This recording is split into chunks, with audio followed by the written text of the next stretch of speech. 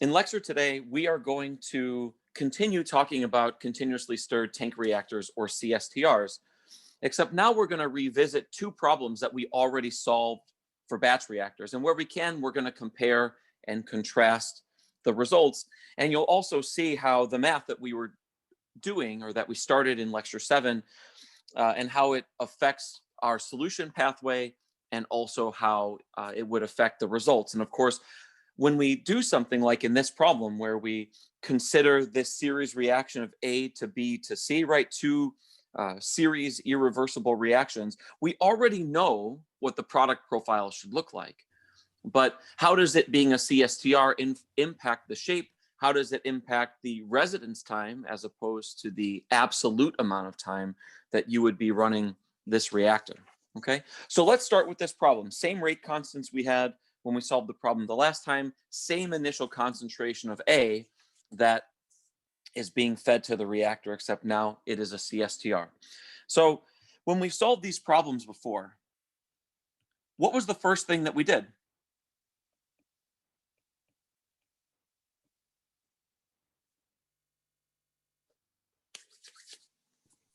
Right. You wrote the reaction rate. Yeah, find the rate laws for each one of these species, right? So let's do that. So the rate law for A, if you remember from last time, was what?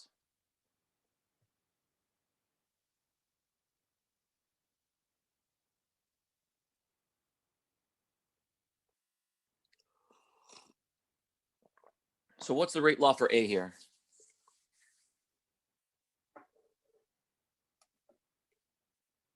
Negative K1 times CA. Yep, minus K1 times CA. So what's the rate law for B then?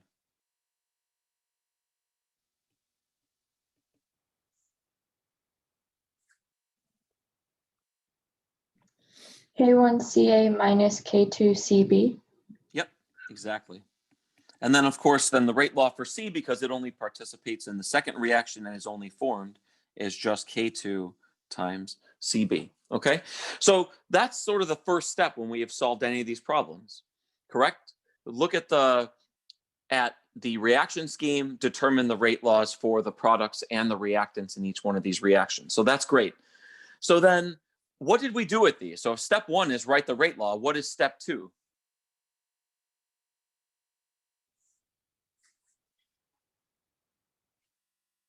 Put them in the mole balances. Exactly. So we have to determine for our reactor what the mole balance was. So of course, we knew from a batch reactor, it was DNA dt equals RA times V. But for a CSTR, we have sort of a new mass balance that we derived last time. And it started with the flows, right? And if we do this for A, that means the flow rate of A entering our system minus the flow rate of A that is leaving our system plus RAV is equal to 0, because CSTRs operate at steady state. There's no accumulation term on the right-hand side of this equation. Now, we know the initial concentration of A. We often like to talk about reactors in terms of concentration.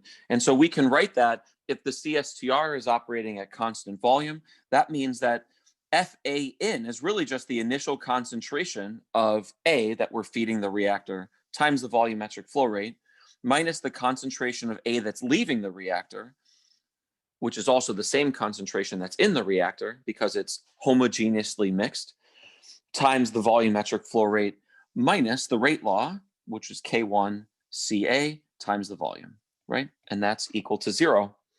And we can simplify our life a little bit here and get things in terms of tau as opposed to volume and the volumetric flow rate. So if you remember in the last lecture, we defined the residence time as the volume divided by the volumetric flow rate. So if we divide this equation by the volumetric flow rate, we just get CA0 minus CA minus K1 times CA times tau is equal to 0. And we can group some terms, right? CA0 minus CA times 1 plus K1 tau is equal to 0. And finally, we have an expression. Oh, sorry, there's not supposed to be a 0 there, right? That's just CA. And we can solve for CA, and that's just equal to CA0 divided by 1 plus K1 times tau, right? That's the concentration of A. And of course, the first reaction doesn't even know the second reaction is happening. So that solution looks exactly like this reaction that we did in lecture 7, which should make some kind of sense, okay? So here we are. We have an equation now for the concentration of A inside of our CSTR. Now let's do the same thing for B. So what is the mole balance for B? Well, again, it's FB in minus FB out plus RB times V is equal to 0. And the concentration of B entering the reactor is 0. So we know that there is no flow of B that is entering our reactor. So that goes to 0. And if we make the same substitution that we did before, or the same substitutions we did before, this then just becomes minus CB times the volumetric flow rate plus the rate law for B, which was K1CA minus K2CB times V is equal to 0. Or we get that minus CB plus K1CA minus K2 times CB times tau is equal to 0. So this just becomes K1 times CA times tau equals CB times 1 plus K2 tau, right? And basically all I did here was I took this CB term and that CB term and moved it to the right-hand side of this equation. And from there, I can solve for CB, right? CB then equals 1 plus K2 times tau. Oh, sorry. My mistake. Equals K1 times CA times tau divided by 1 plus K2 times tau. So what we're going to do to get the final version for the concentration of B as a function of the residence time is we're just going to plug in the concentration of A into that equation. And if we do that, we find that the concentration of B is just equal to K1 times CA0 times tau divided by 1 plus K1 tau times 1 plus K2 times tau.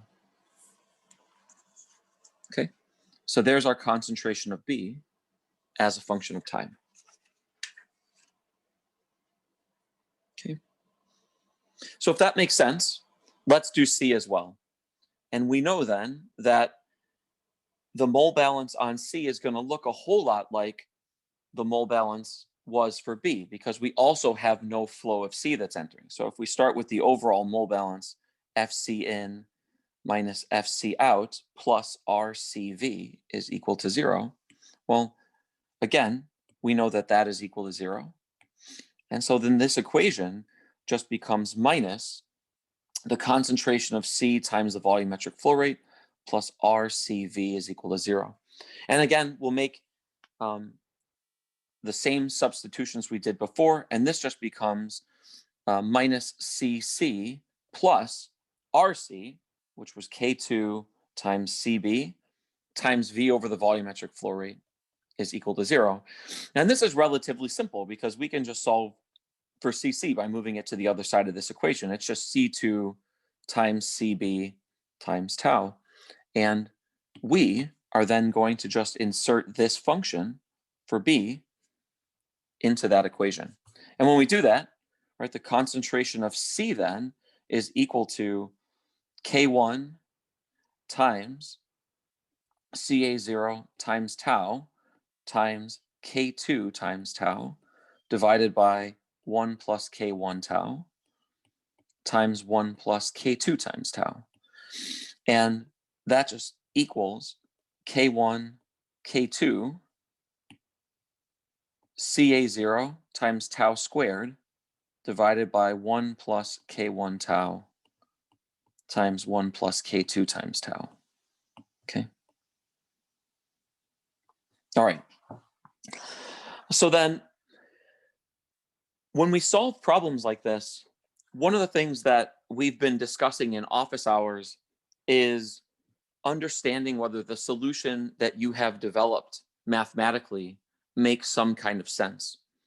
And if I asked you what should these functions look like if you were to plot them versus tau? This one at the top here is relatively simple. I think that we know that as tau increases, the concentration of A will decrease. For B and C, though, it is quite frankly less clear. So one of the things that I want to encourage you guys to do is that, even in a problem like this where we're simply after a conversion, and we really could get at the conversion of A relatively simply from this top equation, I really do highly recommend that you plot this to make sure that the function that you have derived makes sense. And we know when A goes to B goes to C that there should be a shape that, the concentration of A continuously declines, right? So let's say that that's kind of what A would look like. We know that the concentration of C should go up with time, and we know that the concentration of B probably should come up and then come back down, okay? So just to track if the solutions I derived made sense, that's exactly what I did. I plotted these two. And you'll notice that they have the same overall shape that they did for the batch reactor.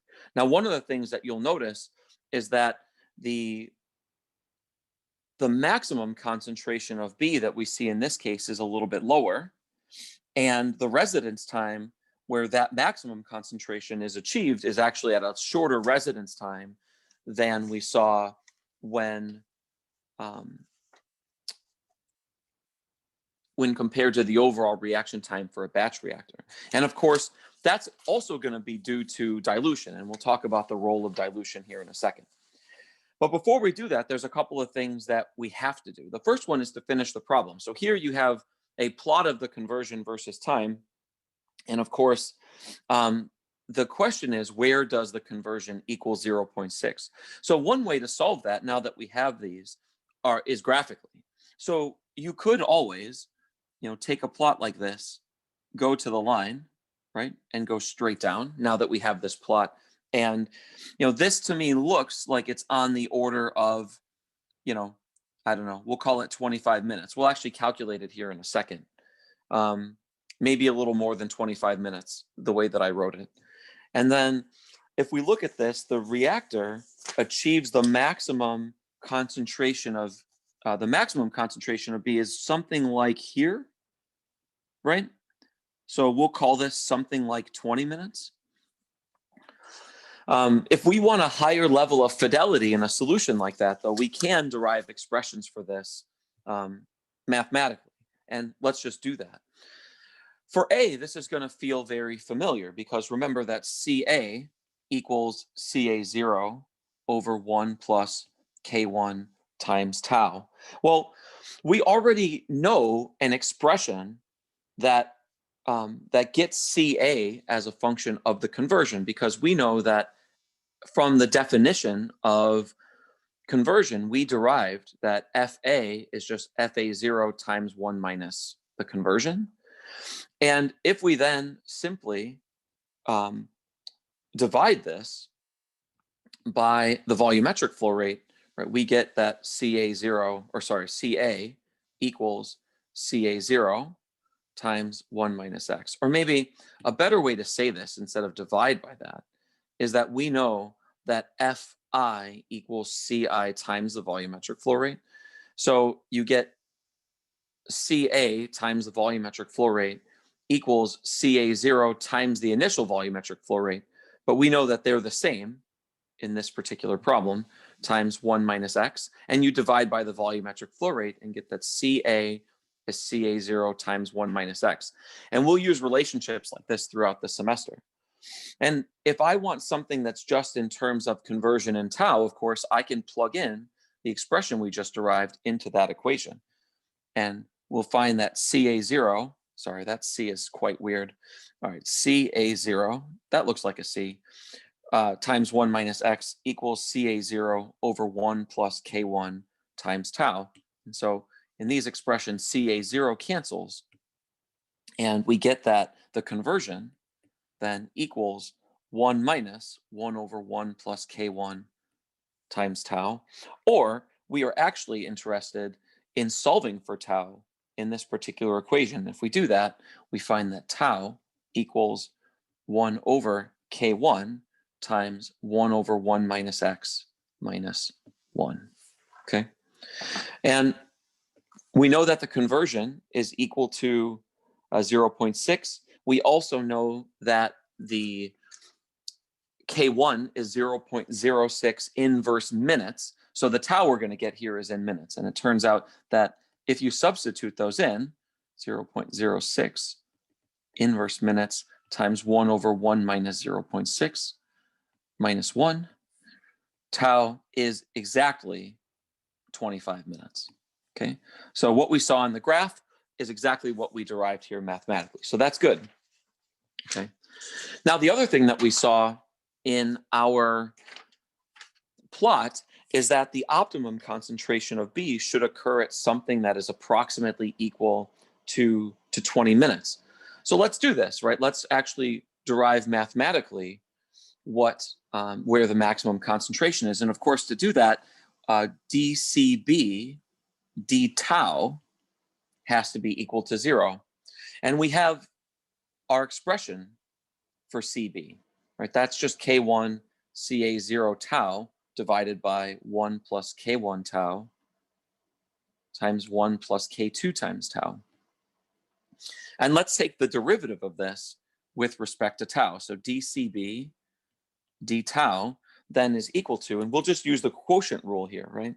And that is, the thing in the bottom times the derivative of the thing in the top minus the top over the derivative of the bottom over the bottom squared, right?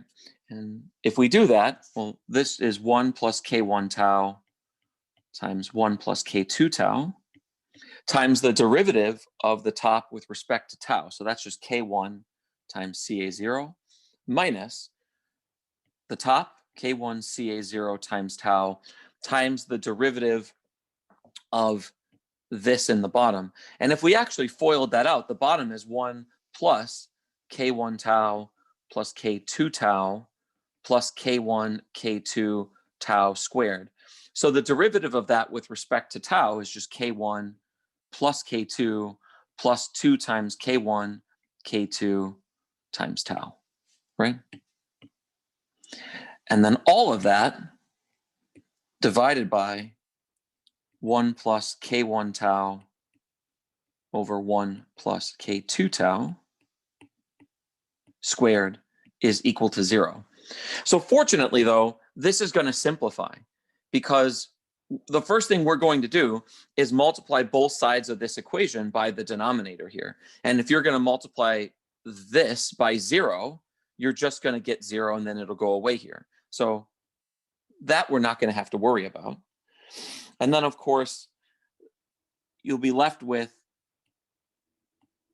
K1 CA0 in front of both of these other terms. And so that will also go away. So our equation then is just 1 plus K1 tau times 1 plus K2 tau minus tau times K1 plus K2 plus 2 K1 K2 tau is equal to 0.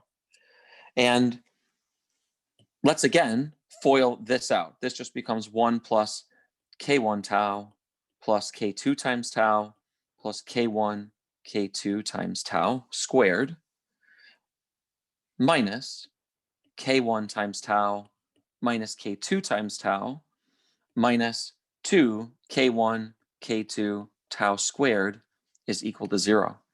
And if we take a look at this, then those cancel, and this is going to cancel with the 2. And we're left with 1 minus K1 K2 tau squared is equal to 0. And so we can find, the tau where we have the maximum concentration of B is just 1 over the square root of K1 times K2. And if we do that for our example here, that's 1 over the square root of 0.06 inverse minutes times 0.04 inverse minutes, okay? And that means that tau, to get maximum B in this problem, is 20.4 minutes. Okay. And we can take that time, or that residence time, and insert it back into each of our expressions for CA, CB, and CC, and find the concentrations at that residence time. And if you do that, CA is 0.899 moles per liter, CB is 0.606 moles per liter, CC is 0.495 moles per liter, and CD is there is no CD. I meant the conversion. And the conversion is 0.55 when CB is equal to a maximum. Okay. Now, we also could find the yield and selectivity, right? That's something that we've talked about in our last couple of lectures. And if we do that, then the yield for B in our CSTR is equal to the flow rate of B divided by the amount of A that has reacted, right? So this is the amount of B that you have over the amount of A that has reacted. And so that just becomes equal to CV times the volumetric flow rate over CA0 minus CA times the volumetric flow rate, which of course then is just CB over CA0 minus CA.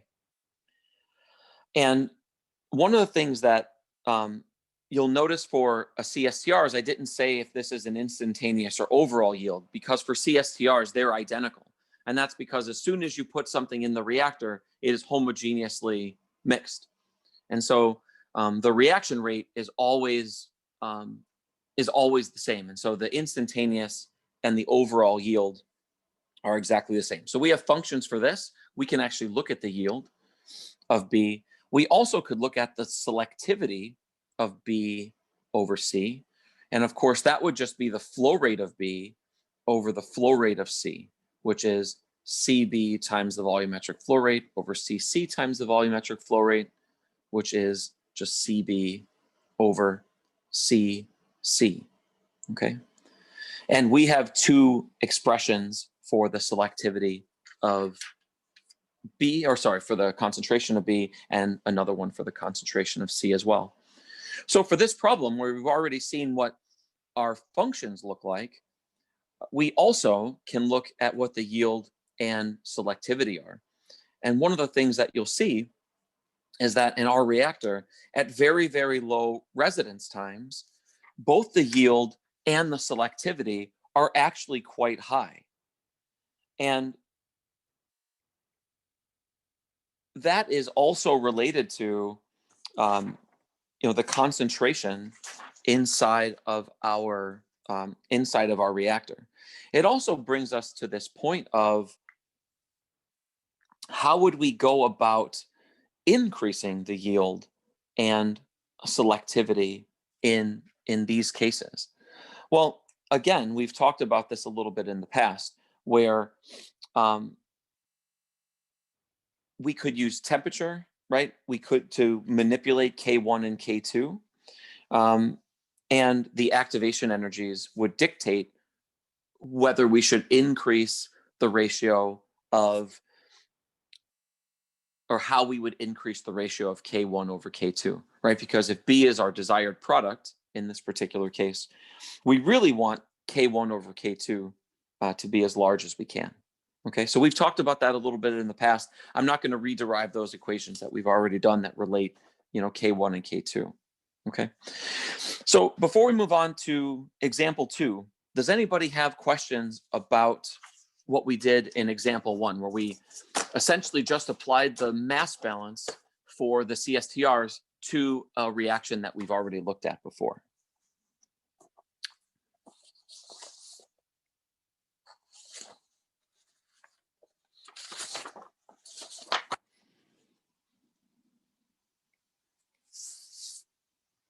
Okay.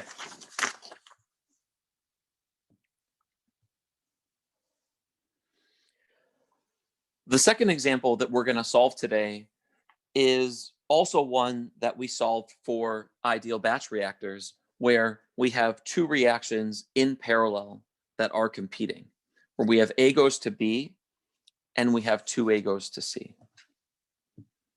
And we know K1 and K2. So we have A goes to B and we have 2A goes to C. All right. And just like in the last problem, I'll ask you guys a question. What's the first thing that we're going to do here?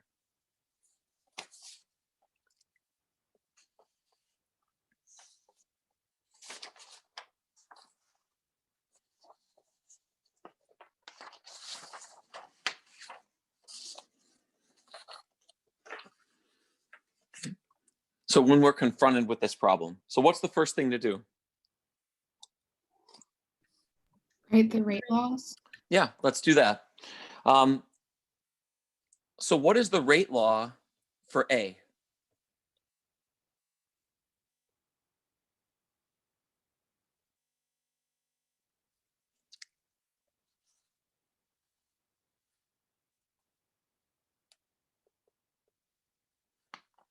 So we know it's going to have two terms in it, right? One for reaction 1 and one for reaction 2. But what's the rate law? Be negative K1 CA minus K2 CA squared. If it's Exactly. elementary. Yep, thank you very much. If it is elementary, that is correct. All right, great. So B then is relatively simple, right? We've done this before. That's just K1 times CA, so we won't do that one again.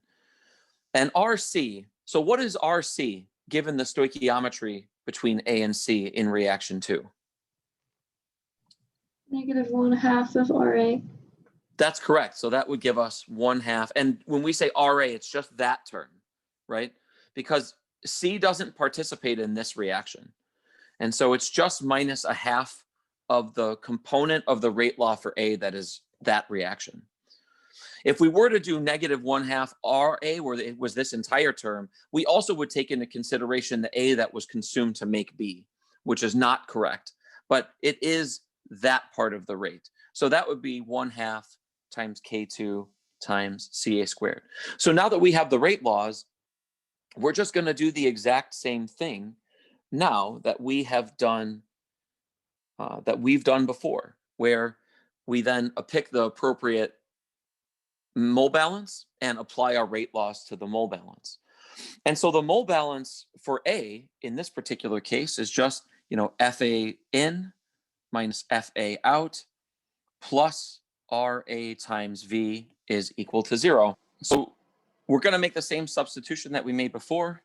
That's CA0 times the volumetric flow rate minus CA times the volumetric flow rate plus the volume times minus K1 CA minus K2 CA squared is equal to 0. And if we divide by the volumetric flow rate on both sides, we get CA0 minus CA plus tau times minus K1 CA minus K2 CA squared is equal to 0.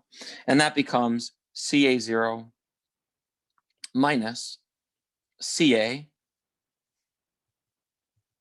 minus K1 CA times tau minus K2 CA squared times tau, right? That's equal to 0.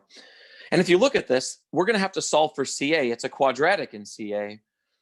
And the solution for a quadratic equation, of course, is pretty simple, right? It's that we're going to end up finding a thing where CA is equal to minus B plus or minus the square root of B squared minus 4AC over 2 times A. But I don't want all the coefficients to have minus signs in front of them. So I'm going to multiply everything by -1.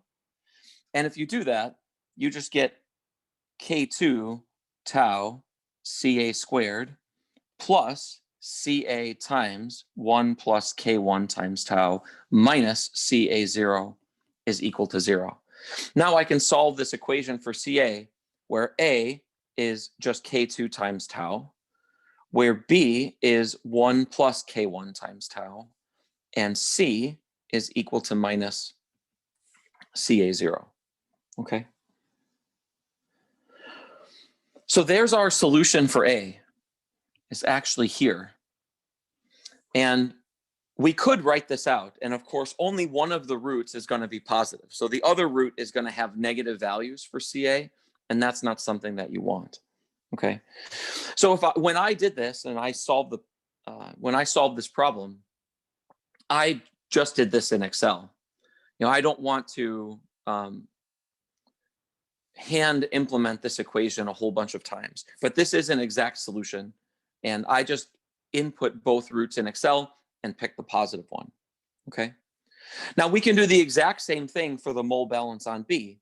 Right? Remember, FB in minus FB out plus RB times V is equal to 0. And so the concentration of B entering the reactor is equal to 0. And so this just gives us minus CB times the volumetric flow rate plus K1 CAV is equal to 0. And we can then solve for CB, right? So CB is just then K1 tau times CA. Right, where of course I, for tau, made the substitution, where tau was equal to V over the volumetric flow rate. And we can do the exact same thing for C and find that FC in minus FC out plus RC times V is equal to 0. And just like B, the initial concentration of C is assumed to be equal to 0. And so then this thing is just equal to minus the concentration of C times the volumetric flow rate plus 1/2 K2 Ca squared times the volume is equal to 0. If we solve this, then the concentration of C just equals 1/2 K2 Ca squared times tau. Okay. And once we've implemented our roots in Excel, we can do the exact, we can just drag down these two equations because we will have a number for the concentration of A as a function of tau. And when you do that, there's our result, where as the residence time in the reactor increases, the concentration of A, of course, continuously decreases, and then the concentrations of B and C, or at least the ratio between the concentrations of B and C at long residence times, will change. Okay, and remember, the long residence time is really a measure of one of two things. It's either the total volume of the reactor or the extent of dilution in the reactor, or the volumetric flow rate, which is how much we're feeding at any given time. And those are really our two knobs that we get to turn.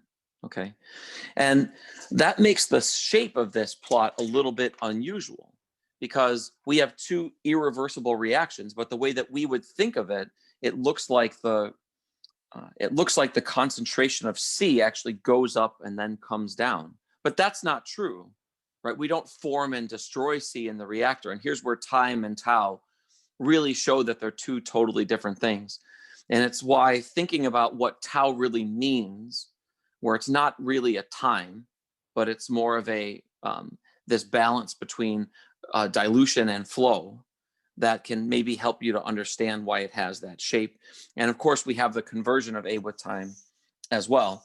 Now, related to our yield and our selectivity, right? So we could also calculate that here, where the instantaneous yield is shown here on the left, and the selectivity here is shown on the right. And remember, for the selectivity of B goes to C, we have this expression where the selectivity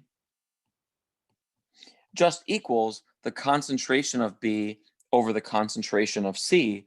And here, right, that is just equal to K1 tau times Ca over 1/2 K2 Ca squared times tau.